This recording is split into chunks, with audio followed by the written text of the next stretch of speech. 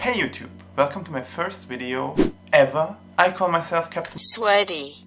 So a few months ago I came up with one question.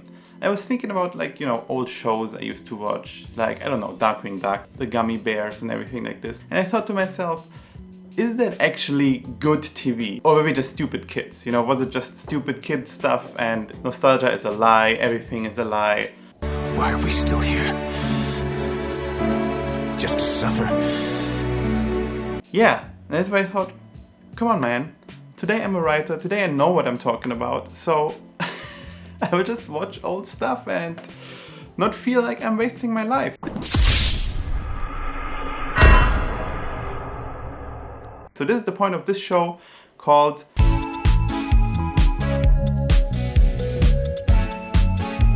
Today is about Atlantis, the Lost Empire.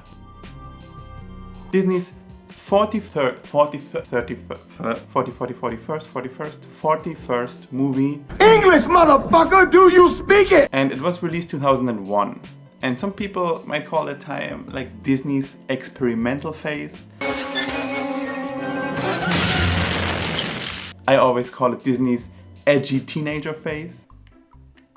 Son, do you have a minute? Can you knock that, please? Can you explain what this is? These are not mine. We found it under They your are not bed. mine. These are from DreamWorks. You, mister, are grounded. And all your next movies will be flops. I hate you, Dad. I hate you. And like an edgelord in school, these movies in that phase didn't really perform that well. Just a few years before, Pixar went big on his movies, Toy Story came out. Also A Bug's Life, Toy Story 2, and the same year Monsters Inc. was released. It was the same year Shrek came out.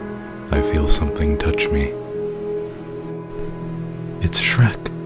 I'm so happy. I was 12 at the time, still in school, life was still good, Star Wars didn't suck.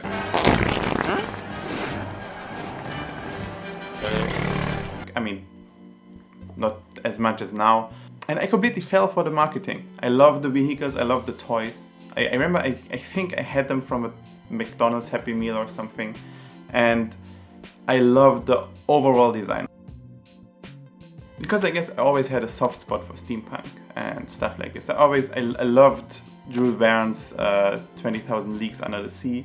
That's a funny thing, I don't remember if I really loved the movie that much. I think I liked it, but it wasn't one of the big revelations where I was like, oh my god, this is the best movie ever made. So I was really curious when I watched that movie back, because there has been a cult forming around this movie. A lot of people say it's one of the underappreciated movies of Disney. Quickly before we go into the review, I guess it's obvious, but we are entering spoiler territory. I won't go through the story bit by bit, so here's just a quick overview what the story is about. So there's this dude Milo. He is a linguist and he badly wants to find Atlantis because it was his grandpa's dream. But he doesn't have money for it, and he also doesn't get money for it because everyone thinks it's a joke. After getting rejected again, he is contacted by this eccentric millionaire, Preston B. Whitmore, who's ready to just give him like a huge submarine and a lot of expensive stuff to just go on the expedition, because he was a friend of his grandpa. Millionaires. They are all nice guys. Okay, it was actually a bet with Milo's grandpa. So of course Milo takes the offer and goes on this expedition. On their way to Atlantis, Milo bonds with the crew of zany characters and almost all the expensive stuff is destroyed. But it's worth it because they find Atlantis. And Milo finally finds someone he can impress with his nerdy linguist skills. Atlantean Princess Kida. He is the only one who understands their old language and can finally help her find this ancient energy source. So she finally can charge her phone or something like that. But before they can find the source, it is revealed that the leader of the expedition, who completely doesn't look evil at all, actually is evil. Shocker, I know. So he does the rest of Milo's job, finds the energy source. The energy source takes control of Kida, and Mr. Bad Guy kidnaps her. But Milo can convince the crew to fight back with some fishy old Atlantean spaceships. They fight above an old volcano. Of course he kills the evil guy. The volcano is triggered and almost destroys Atlantis, but Kida can summon some iron giant looking guys and saves Atlantis. And of course finally charge her iPhone. So in the end everyone is happy, Milo stays with his new wife, and the crew gets a shit ton of gold. So I tried to make the story overview as short as possible and left a lot of details out. That's because the story has a lot of stuff to tell. but we will get to this later. First, let's get to The good stuff. So in short, the art style is awesome. It's really unique for a Disney movie. It is inspired a lot by Mike Mignola, who is famous for Hellboy. And it gives this movie this whole darker, kind of more sinister tone. Also stylistic, it's more one of Disney's edgy movies.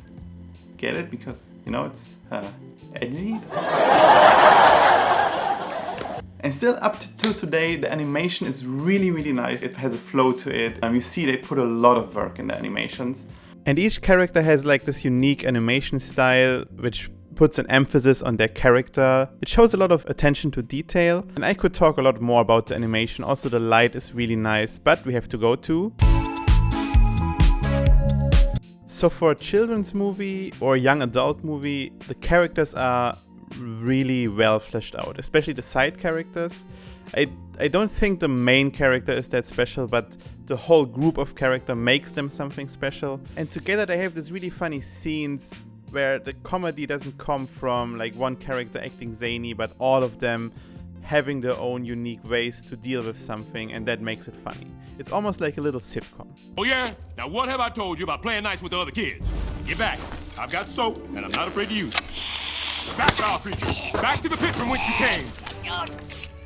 I had some laughs here and there. The dialogue is really funny, really witty, really fast. What else have you got in there? Oh, gunpowder, nitroglycerin, notepads, fuses, wicks, glue, and paper clips, big ones. You know, just the office supplies. I guess it's not surprised that Joss Whedon was also on the script. I mean, it's said that he was on one of the first drafts, so I don't know if the dialogue really comes from him, but it definitely looks like Joss Whedon dialogue. So the world building is really awesome, the world is really detailed. You have this kind of steampunk style at the beginning, and then you have this whole ancient Atlantean culture with even their own language that was created for the movie, and it leaves you wanting more of the world. But I guess we all know why Disney just made a shitty direct-to-video sequel. Money. Money. Money. I'm gonna say money. The good thing about the story first, it's very fast-paced. It gets to the chase really fast, like it gets to the point, cut to the chase, get to the point, cut to the point, get to the chase, chasing the point. And because of this speed, the storytelling is very effective. Like for example with Milo, we directly learn in the beginning what he's about, what his issues are, what his stakes are, and why he wants to go on this journey. And the same with all the other characters, except of course... What's Mole's story? Trust me on this one. You don't want to know. Audrey, don't tell him. You shouldn't have told me, but you did. And now I'm telling you, you don't want to know. Also, the action set pieces are really cool. They are really well choreographed. So the movie deals with some mature themes. Think about it. If you gave back every stolen artifact from a museum, you'd be left with an empty building. We're just providing a necessary service to the archaeological community. Like I said, I like the story, but it's also the main issue with this movie for me. I said the writing is very effective, but unfortunately through that we often get more tell than show. For example, all the side characters just tell their background story. Like they just sit together in a campfire and we don't see anything about their background stories. And also the story has some structural issues. It feels like the story doesn't know what it wants to be. If you take other adventure movies, like Indiana Jones for example, the main part of the movie is the journey. Like we have the short first act, just an introduction to the issue, to the artifact we are hunting. Then the main part, second act, is searching for the artifact, traveling around the world, finding clues, finding temples, etc. And then the third act is actually the final race for the artifact with the bad guys. And in this movie, we already find what we are looking for in the midpoint. Like the midpoint of the second act is the moment they find Atlantis.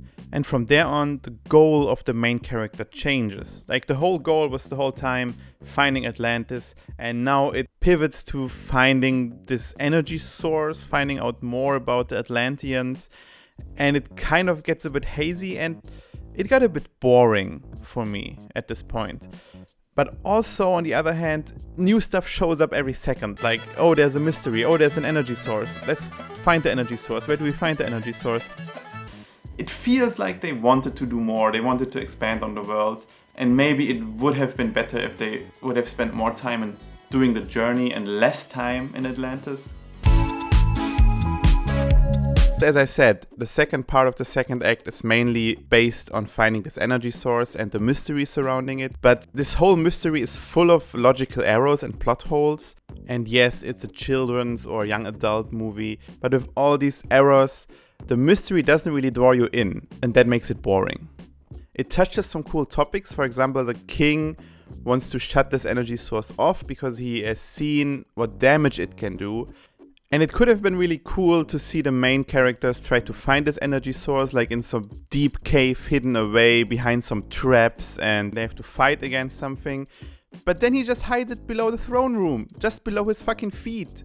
And don't get me started about the flying cars. Place crystal into slots. Yes, I have done that. Gently place your hand on the inscription pad. Yes. Okay, did you turn the crystal 1/4 turn back? Yes. While your hand was on the inscription pad? Yeah. No.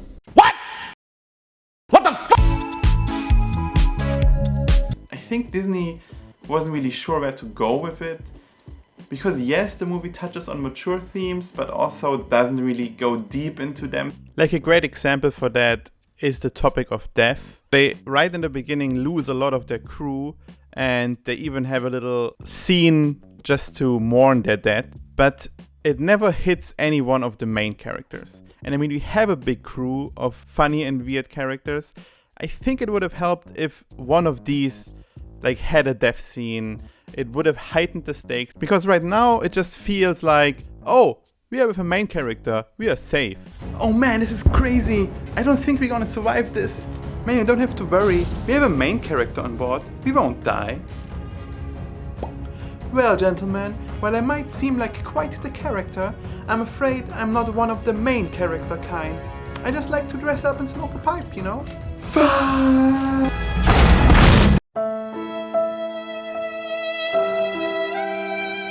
So it's not for mature teens, it's not 16 and plus, but then it's also it has some things that are not for kids. For example, it has a lot of subtitles. Kids don't want to go into the cinema and watch subtitles. You know, it's somewhere in between. I guess it's somewhere they thought about maybe we get the 10 to 12 year olds, people 2 years in the span. I don't know.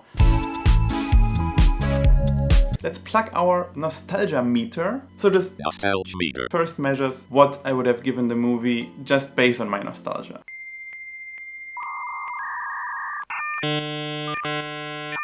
8 out of 10. Before I went into the movie, I had fond memories of it. I thought nice of it. I thought it's it was a cool movie. I would watch that. Now after analyzing it, I would give it a 6 out of 10. Overall, I think it's not a really underappreciated movie. I read some reviews from the time and it still had mixed reviews. There were a lot of negative ones, but also some positive ones. And I think that's exactly the movie. It is just average. If you're into steampunk and into Jules Verne and into adventure generally, I would recommend you to watch that movie. I watched it 3 times for this review. I still had to laugh all 3 times. Tell me in the comments what you think. Subscribe. And of course tell me what other stuff you want to see. Tell me what childhood series or movie I should ruin for you next. Or maybe not. Maybe I will, love it. So, see you next time.